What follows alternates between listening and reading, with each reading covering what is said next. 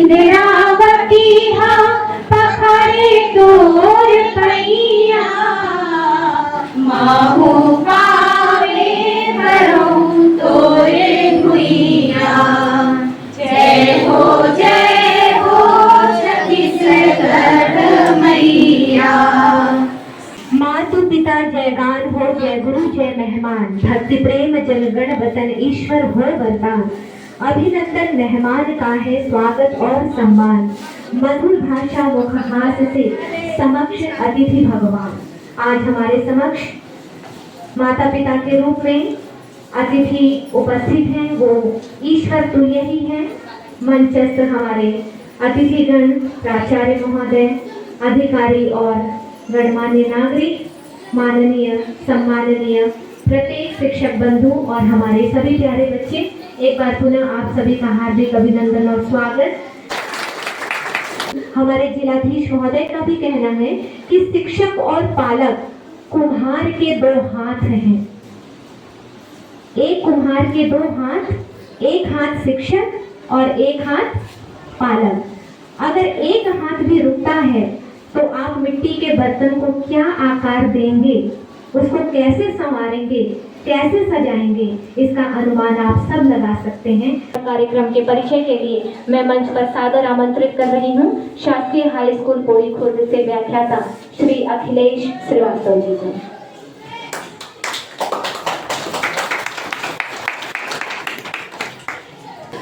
आदरणीय हमारे मंडल के मुखिया आदरणीय सिंह जी, आदरणीय सम्माननीय अभिभावकगण, मैं आप सबका वंदन और अभिनंदन करता हूं।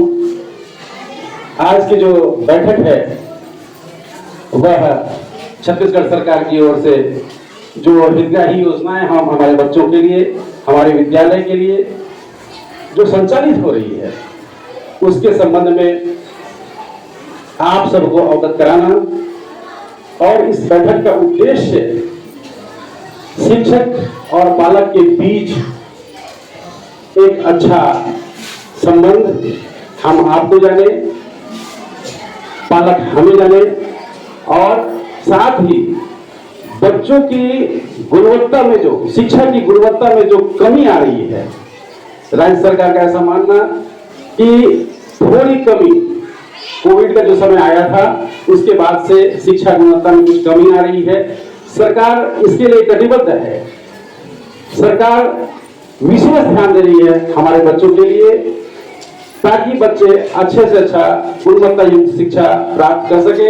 इसके लिए गवर्नमेंट की यह एक बहुत अच्छी स्कीम, बहुत अच्छा सुझाव कि पालक और शिक्षक बैठे आपस में और बच्चों की गुणवत्ता में जो सुधार करना है वह कैसे होगा।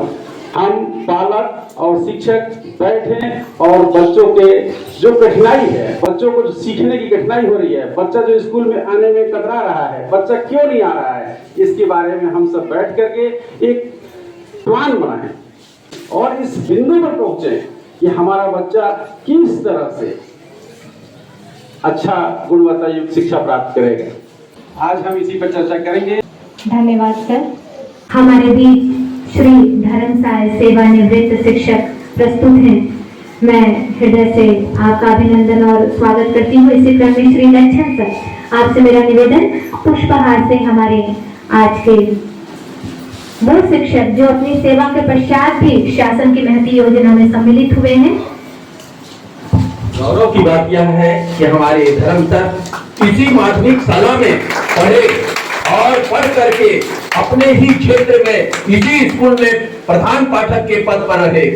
मध्याह्न भोजन योजना, जो बच्चे हैं अगर पालक किसी कारण से घर में खाना नहीं बना पा रहा है या गुणवत्ता युक्त भोजन नहीं दे पा रहा है, उसके लिए बच्चा भूखा ना रहे। अगर माँ बाप चले गए हैं मजदूरी करने, अगर किसी कारण से गुणवत्ता युक्त भोजन नहीं बन पा रहा है तो भोजन हम विद्यालय में हमारी सरकार उपलब्ध करा रही है। और निःशुल्क भोजन की गुणवत्ता जांचने के लिए छोटे अधिकारी से लेकर बड़े अधिकारी तक लगे हुए हैं। कलेक्टर साहब भी विद्यालय में जा रहे हैं और बच्चों के साथ बैठ के खाना खा रहे हैं। ये सर्वविदित है।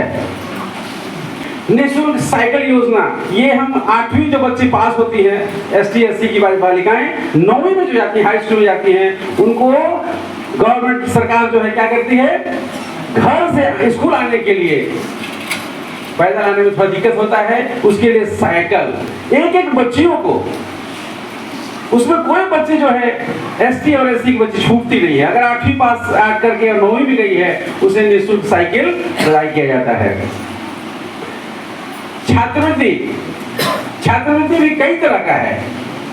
अगर दिव्यांग है उन बच्चों को छात्रवृत्ति अलग से, राज्य सरकार की छात्रवृत्ति अलग से, और विकलांग अगर बच्चा है उसे ट्राईसाइकिल, स्कूल आने के लिए बच्चा चलने में असहाय है, उसे ट्राईसाइकिल तुरंत कलेक्टर महोदय के द्वारा और जनप्रतिनिधियों के द्वारा वितरण किया जा रहा है, अभी भी किया जा रहा है। ये सबको मालूम है। सरकार जो है अपने बच्चों के लिए काफी चिंता में है। हम कैसे बच्चों को पढ़ा सके। कन्या शिक्षा परिसर और क्रीड़ा परिसर जो अंबिकापुर में है, जो बच्चे खेल में आगे हैं, जैसे हर साल खेल होता है, टूर्नामेंट होता है विद्यालय में, अगर कोई बच्चा खेल में आगे जाना चाहता है, खेल के माध्यम से बच्चा आगे शिक्षा लेना चाहता है, उसके लिए क्रीड़ा परिसर आवासीय विद्यालय है बालिकाओं के लिए अंबिकापुर में, वहां भी निःशुल्क शिक्षा है खेल के माध्यम से। और खेल में ही बच्चे नेशनल लेवल और इंटरनेशनल लेवल तक पहुंचे हुए हैं, ये मैं जानता हूं। प्रयास योजना के विद्यालय है, उसके लिए जो मेधावी छात्र हैं वो वहाँ पर एडमिशन लेते हैं, और बहुत सारे बच्चे इंजीनियर, डॉक्टर और कई तरह के कई अच्छे पोस्टों पर गए हुए हैं। प्रयास योजना ये भी अंबिकापुर में है।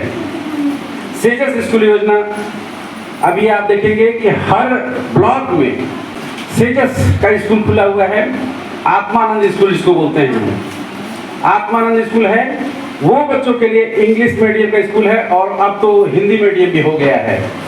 अगर कुछ अच्छे बच्चे हैं तो सरकार जो है हमारे लिए बहुत सारी योजनाएं लागू की है, मगर हम उसको अमल नहीं कर पा रहे हैं। इतनी योजनाएं सरकार हमको देती है, घर बैठे निःशुल्क योजना, हमारे लिए 1 पैसा नहीं लगना है, हम बच्चों को शिक्षा दे सकते हैं।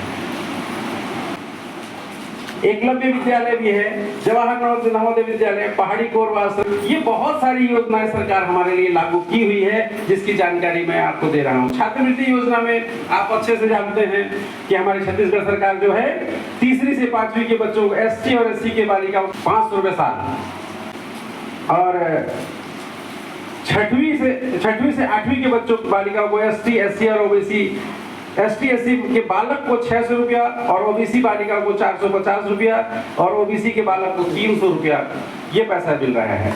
9वीं से 10वीं के बच्चों को 450 रुपया, 1000 रुपया और 800 रुपया।